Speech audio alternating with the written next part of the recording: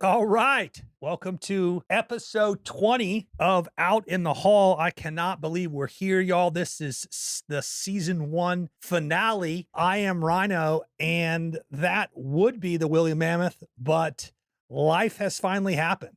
And Matt had a life event last week, and he couldn't make it. And we promised 20 episodes, and we're here to give it to you. So this is kind of fun. Like I was joking around earlier, like I'm Theo Vaughn, like just hosting my own deal. I think I got everything recording. I think I got the camera going. I think I got the mics. I mean, I see red lights. I'm good. I got all of our lights on here in the studio 709. Good morning, students. May I have your attention, please, for this morning's announcements? I see your shirt is untucked. Detention. Homework is due every single day. That's why it's homework. I will be calling your Hey, parents. what's going on here? No running in school. I'm going to tell your coach about I this. said that's enough, both of you. Out in the hall. Welcome to the show. Welcome to episode 20, our last episode of season 1. We're going to do 20 this fall, and then we'll start again in January and throughout the spring, and then break again for summer break. So we're obviously going to break for the holiday break, but it is Thanksgiving week. I would imagine several of you are listening to this while driving with your AirPods on, because your kids and family have probably begun to drive you nuts as you head to Thanksgiving, maybe with your family or friends around the country. Maybe you're sitting in an airport. Maybe you're on an airplane. I was on an airplane last week. This is kind of what I've been up to lately. And we'll get into Matt's. He's going to call in a minute and he'll kind of tell you what he's been up to lately. But I was on an airplane last week and I booked like row 8, like it's in business class. So like not first class, but then there's like a comfort or business class, whatever. And so there's the bulkhead in front of me. It's very easy. I can get in and out of the bathroom. You know, I like to do that a million times, but I'm in the middle seat, which is fine. It's where I booked. It's fine. But so I get there, like I'm right, one of the first people on the plane, but there's 2 people in the row already. One's on the aisle and one is on the window, and my seat's the middle seat. Again, totally fine with that. It's what I booked. I paid for it. I got no problems with that. Well, when I get there, I realize it's like a very old woman, like elderly woman on the window. And then like, it's definitely her daughter who's got to be mid to late 60s. So these people are older than me. And I'm kind of standing there. I put my bag in the overhead. I'm standing there. I see them talking. And then finally the lady on the aisle acknowledges me and she's like, "Are you in the middle?" I go, "I am, but if you guys want to sit next to each other, that's fine." And she looked at me and she goes, "I'm not moving and she's not moving. So you're sitting in the middle." I said, "Oh, hey, it's no problem. I was just offering, in the event you guys wanted to continue this conversation that you've been having for the last 45 seconds while I'm standing here blocking everyone else till I get on the plane. But no problem." So I sit down, no problem. Well, the old lady to my left on the window has got her iPad and her daughter's hooked up her headphones. And she keeps asking me if it's too loud. Well, I have my AirPods in, so I take them out and I can't hear anything. And she's like, "It's just so loud. Is that too loud for you?" The daughter, okay, who's 70 years old, is yelling across me to tell her mom that, "No, it's not. He can't hear it. You got your headphones on. Like, this is your headphones." And she kind of looks at me and like rolls her eyes and kind of is like, "Hey, I'm sorry, that won't happen again." Well, I got news for you. They talked the entire time in front of me. They passed stuff back and forth the entire time. I mean, at one point they're like passing coffee spills on my pants. Then we're passing the goldfish. And then it's like, it was a mess. I mean, and I was trying to be nice and say, "Hey, you guys can sit next to each other, pick which one you want. I'm sorry, there's a middle seat." That's really how I felt. But I got to get home too. I got to get home to my family. That's what I've been up to lately. I want to pass a note. I got a little surprise for you. And this note comes from Dwayne in Atlanta. It says, "I like the new creative outlet. You two are finding a groove. Keep it up. Reminds me a bit of my days back in Orlando when I hung out with Matt. He really helped me out through a tough transition in my life. Ryan, glad to see your career as a comic has flourished." Well, not yet, but we hope so. Then he goes on to say, "By the way, when I worked for," I'm going to get this wrong, Tyson Krupp. You've seen that. Tyson, THYSSENKRUPP. Tyson Krupp. It's an elevator company. When I worked for this elevator company, Tyson Krupp, in their building, they had a paternoster in Essen, Germany. I mean, that's incredible. This guy worked for an elevator company, listens to the pod. We talked about the paternoster, a write-in, by the way. from our friend Aaron. We do this whole thing on the paternoster. It comes out, my guy's he's been on one. That's incredible. Well, thank you, Dwayne, for passing the note. That's very cool. Okay, so we're not going to do a janitor's closet. I'll hold him till the spring. We've got a very Matt Wilcox. Oh, he's calling in. Hold on. Hi, buddy. Hey, Ryno. I just passed our first note, gave a nice little welcome to everybody. I told him what I've been up to lately. What was the note? Oh, you want to hear it again? We can do that. Just a little recap, you know?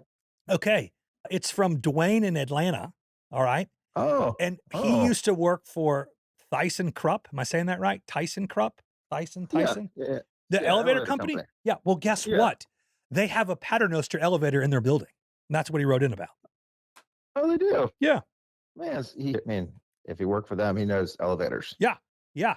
I'm absent from the show today. No, it's okay. I told him, I didn't tell him what happened to you. I just said that life has happened and we're here. Life happens. And by the way, you got to do a solo show one time.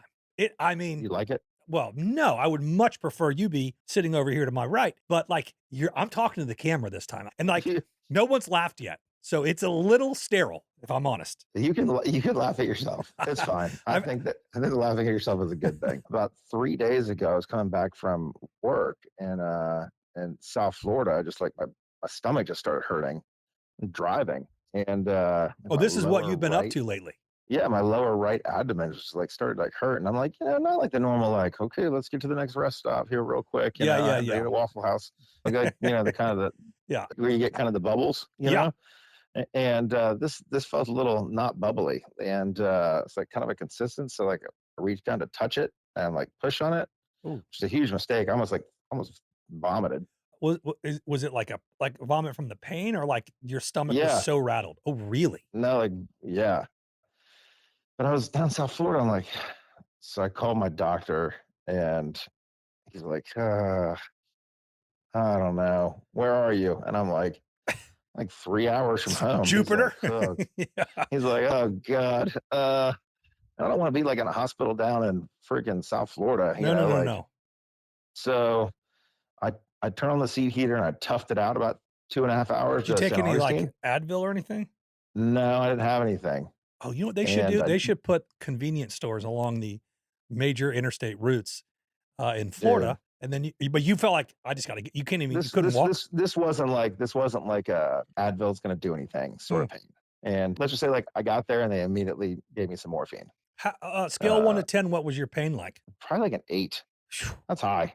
I mean, anything over a 6 is a 10 for me. I don't like pain. I've only had one worse acute pain, and that's when I snapped the shin in half. Yep, I've had that. That'll make you want to vomit too. That hurt really bad. So, anyways, it was freaking my appendix was about to rupture. And got to the waiting room at Flagler Hospital in St. Augustine. My buddy was the rounding ER doc. That's helpful. He got me into imaging right away. I was on the operating table within 45 minutes to an hour of getting in the ER. And they took out the useless appendix of the hangover from evolution that nobody needs. I started by kind of thanking everyone, announcing it's our last show for the season. Who would have thought we'd have made it here? I would like to point out to you, if you're unaware, this would be the third reference to the appendix in 20 episodes. We had the guy that wrote in.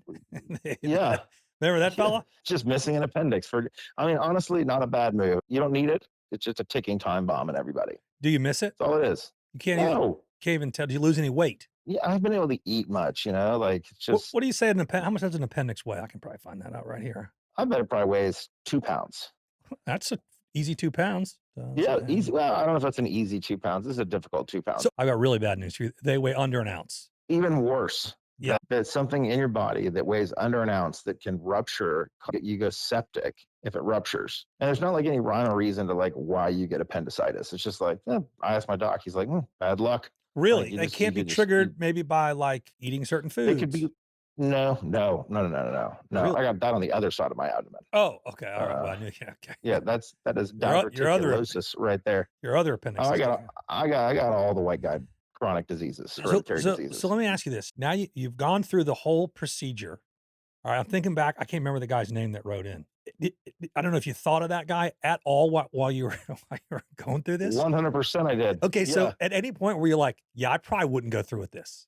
Or Like, you know what I mean? Like at any point we're like, if I was him, I'd probably been like, all right, I'm good. I mean, I guess surgery doesn't scare me. Yeah, the whole surgery is like 20 minutes long. That's all. Really? Like, I asked my surgeon, like, how many of these he's done? He's like, oh, about 3,000. No like, kidding. What? They just put like 3 like laparoscopic holes in your belly and then like go in there. One of them's got like I don't know what all of them are. But like they a like tweezer, snip maybe? it off. Yeah, they snip it off, staple the stuff inside, and then they actually drop the appendix into like a bag that they put inside you, and then pull out the bag. Huh. I think that's enough of the description for me. Anyways, I had a good night. That was in the afternoon that I got rolled up to my floor. They kept me overnight to make sure I wasn't going to die. It's a Friday night, right? Friday night. It's a Friday night. So you got football. And did you watch TGIF or did you watch football? I watched Legion, which is like a 2010 film on Netflix. Let me tell you about this movie. This is an interesting movie. This movie, who's in it? Was you'd recognize the guy. You remember the guy that played on I'll look it up on IMDb. A Knight's Tale. The handsome fella. Remember that movie? Heath Ledger? Yeah, no, not Heath Ledger. Heath Ledger's dead. Well, I know, but he wasn't dead in 2010. This was the guy that played Geoffrey Chaucer, the guy that would introduce him every time. All right, hold on. And the movie's called what? Legion? Yeah. Let's see. That's Dennis Quaid. Dennis Quaid? Charles Dutton. The guy from Varsity Blues. Lucas Black. It's got Tyrese Gibson. Tyrese, that's the Tyrese is, right? That's the real handsome African-American Ralph Lauren polo model. Yeah, he's a good-looking guy. And they explore all these characters, but what it is basically, it's like a biblical thing, and God is deciding to basically like he's had enough, right? It's like he's gonna do the flood again, okay? And instead of doing the flood, he's like gonna send down angels to kill everybody. Are you sure you didn't watch Evan Almighty, right? This different movie? No. Okay. Different movie. And he's gonna send down angels to kill everybody. And then Michael, the archangel, is like, you know what, disagrees with him. And he like comes down to protect this baby that could be like the savior of the world, this like random girl that's pregnant. And then I'm getting Italian. Gabriel and Michael have like a battle. It's not bad. I mean, I'd give it like a 6 out of 10, but I watched that. Okay. And then I was really fiending for some candy, because they wouldn't let me eat anything. Well, just so you know, Rotten Tomatoes gave it a 5.3 out of 10. So you're not off. Yeah, pretty close. Not bad. I convinced my night nurse to go get me candy from CVS. I gave her like $20, You greased your nurse. She went and got me some Jolly Ranchers and some Blow Pops. Oh, just because you can't eat anything, but you could like have like something to suck on. Yeah, like that. That was like at 3 a.m. It was great. You sleep? They give you medicine to sleep? They do. They gave me Dilaudid, and some Percocet, which, I don't want to go into my Percocet stories. But the Dilaudid is like, it's good stuff. Is Dilaudid the same stuff that Wyatt Earp's wife was taking in Tombstone? No, that's opium. Totally different. I think Dilaudid is also an opium derivative, but it's a lot lighter. Basically, it's not morphine. You know what I'm saying? Mm-hmm. They like, you like go to get a pain pill nowadays at the store. It's like a pharmacy. It's like an act of God. Get your guy to like and rightfully so. I get it, but like the pendulum has swung so far back the other way because of the the opium epidemic that like it's hard to get good pain stuff in the hospital. Let's just be honest. Even in the hospital, under the care of a doctor, it's hard. Yeah, I mean, she keeps every 4 hours she walks in. I'm like, what do my orders say? And she's like, well, it says you can have another, milligram of Dilaudid. I'm like, let's do it. And I'm not saying I was necessarily in pain. I just liked it. Well, you just want, the whole world sinks and settles for you. But you're able to get some sleep. How long are you in the hospital the next day? I got out about noon. So I got home in time for the Miami-Florida State game. Yep. The wife and kids, the current wife, first wife. Yep. Took the kids to Amelia for nephew Jonah's wedding. Mm-hmm. And since my twisting and turning was likely going to be limited, I just decided to stay home. I slept in the pool house by myself. It was awful. Got a bunch of sleep. I went to bed at 8:30 p.m. Okay. And woke up at midnight, took a pee-pee, and then I went back to bed, opened my eyes at 10 a.m. How was that? I felt that I had nothing to do. Nobody was home. I had nothing to do. Right. I felt guilty. Oh, really? I felt like I had done something wrong. Wasted the day? I don't know. I don't know why I felt that way. There was no reason to, but it's just you get so used to like just being a part. If you had kids, your kids were up and, your first wife was up, she was doing stuff with the kids and you were sleeping until 10, like you'd feel bad. Yeah. Like, but if nobody's home, buddy. I got it. I'm just saying, I think we're just trained. I can't get out of that. So I woke up at I got after that game. I got up at 5 to take my oldest into the woods. Phew, man, 5 is. Or some people get up at like I'm up at 4 o'clock every day. It's cool. You're up for a long time, but man, oh man, was I tired when I it's got home. so dark. And it didn't get light till like 6:40. Sitting there in the Um, cold. that's What? Did you kill anything? No, I saw a little doe. That's Yeah, I mean, all for naught. I did get into the bourbon here in the studio, by the way. That's good. Here, one thing I've been thinking about here, because I have, 3 incisions in my belly, so I've been able to wear pants, because they come up too high. I don't wanna, like, rub on my, like, scary strips with Yeah, the sure. stitches, So I just am Winnie the Pooh in it, like I'm Winnie the Pooh in it right now. And and I've been well, I don't wanna sweat too, like, so I don't want my back to, like, I've been laying in bed all day. I mean, I'm working, I got a laptop out, so I'm wearing a shirt because it's practical reasons. I don't wanna, like, Right, you're not just gonna stand around, right?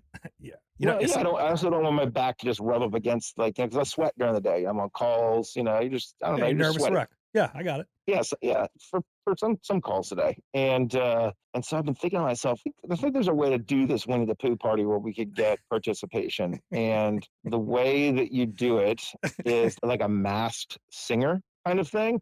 Like everybody can like come in with like a big, like sort of ornate, sort of carnival kind of mask, Okay, and but just Winnie the then Pooh, tops only. yeah, you're wearing a shirt. Yeah, Yeah, tops only. Like I said, you can wear shoes. And that's um, right. You have always said that. You've yeah, been but consistent in that. You can always wear shoes. yeah, but the mask is new, right? And that way everybody can kind of let it out, and be comfortable, but not necessarily, give away the goods. I You know what mean, I'm this saying? is Like who it is. I thought about it a lot today. And I think there's a way that we could put, and the way that you don't let anybody pick, like what you do is you get like a bowl of, or maybe you just don't, maybe you don't tell everybody who's coming. So only I know the guest list. right. And So then that way you're not guessing like, oh, is that Ted from down the street?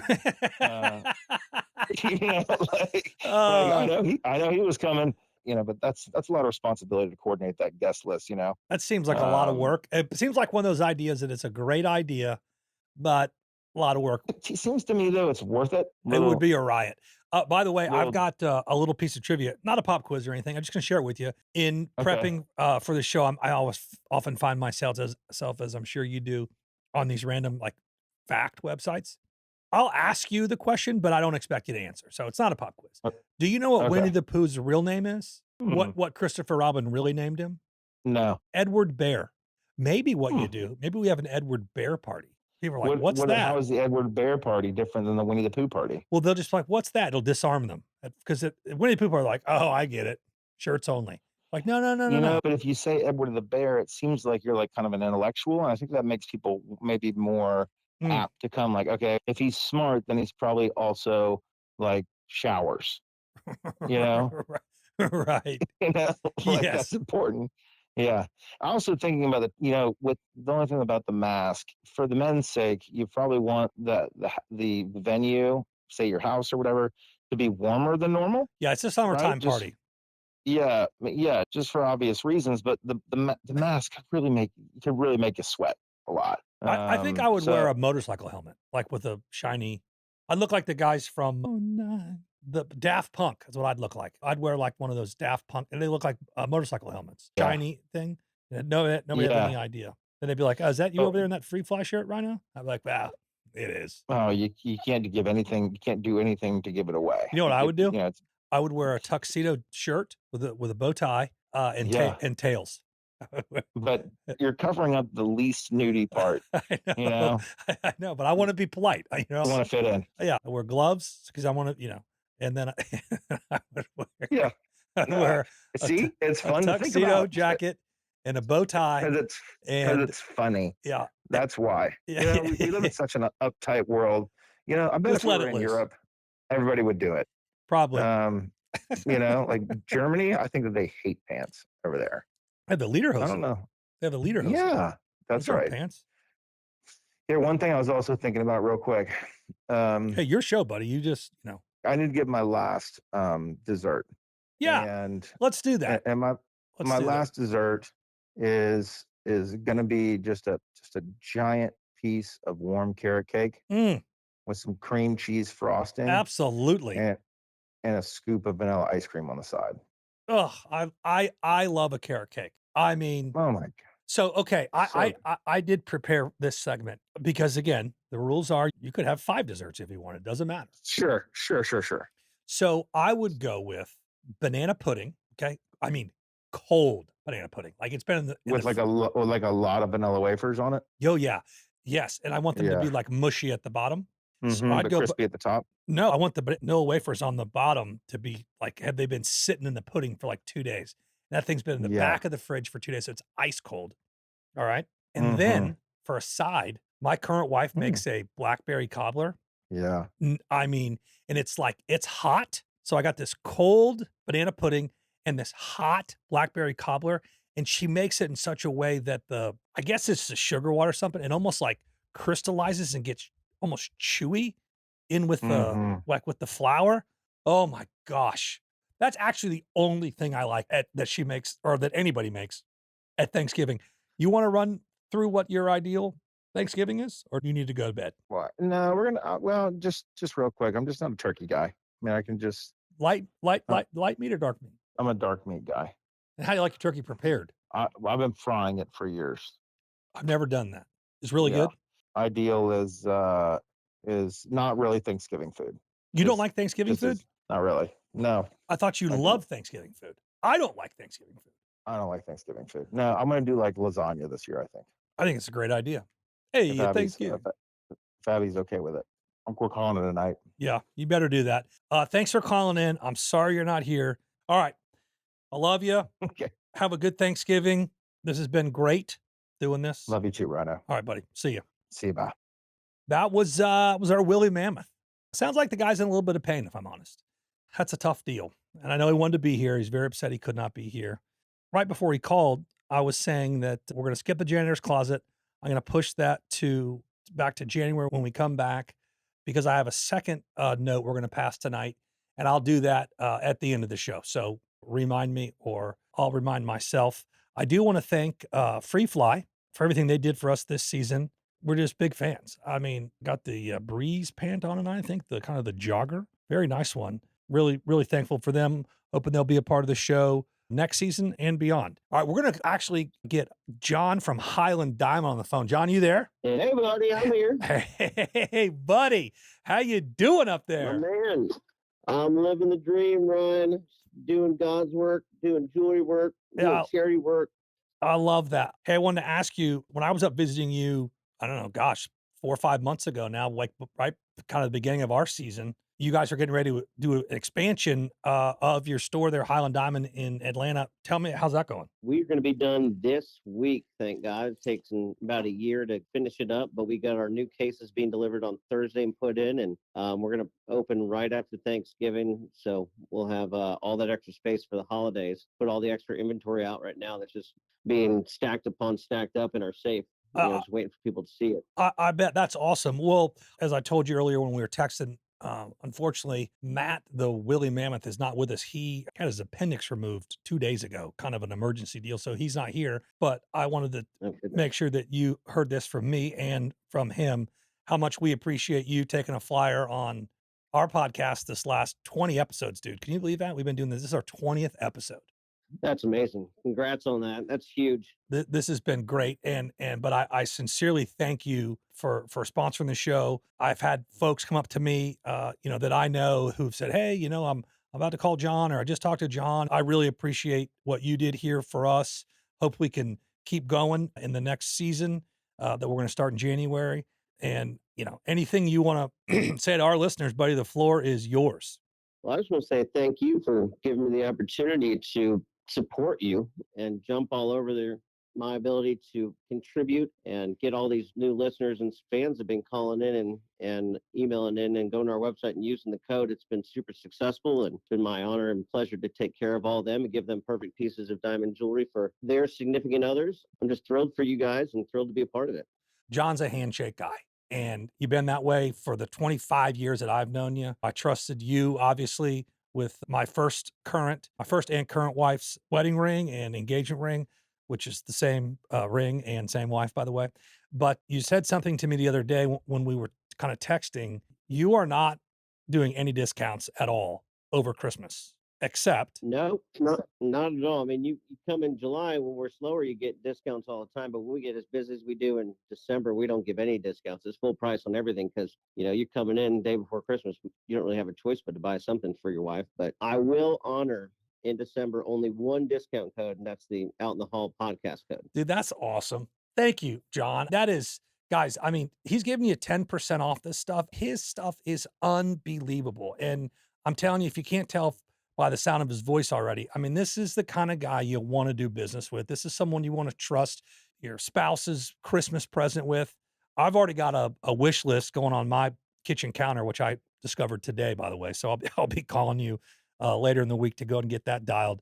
Thank you for your friendship. Thanks for making this jewelry buying for me and our listeners so easy.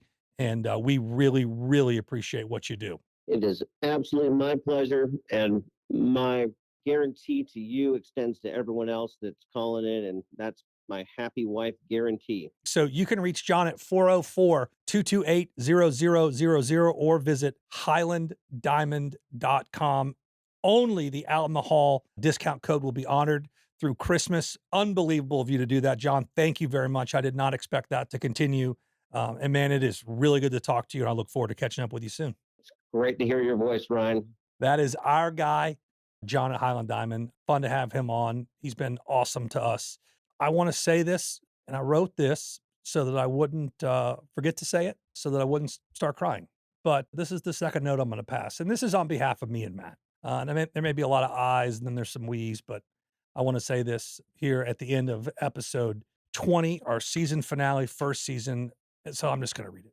Doing this show is a part of a dream for me. To be able to make people laugh is my favorite thing in the world.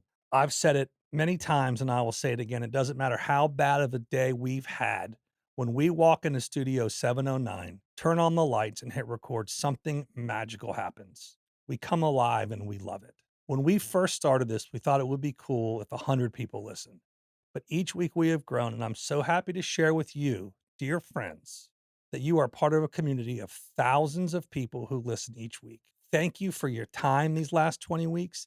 Thank you for the texts, the encouragement, and the emails. We love when we see someone in the grocery store and they say, great episode this week.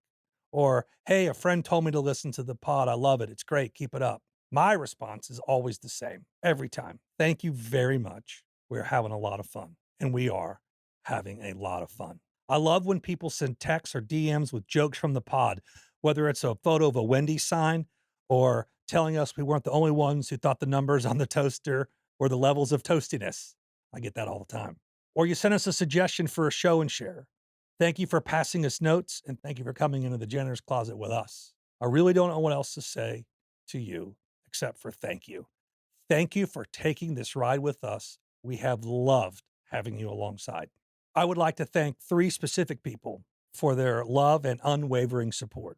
My first wife, my wife at the time, and my current wife. All jokes aside, she has been incredibly supportive and allowed me the freedom and flexibility to do this project. And I am so grateful and I love you so much. Finally, thank you to the Willy Mammoth for learning all the production things, for finding Podify out in LA to help produce the show. But mostly, Matt, thank you for being my friend and encouraging us to do this. I love you, buddy. Our email and all of our socials will stay up during the holiday break, and we'd love to come back with some janitor's closet stories about holiday chaos or something embarrassing you and your family were involved in.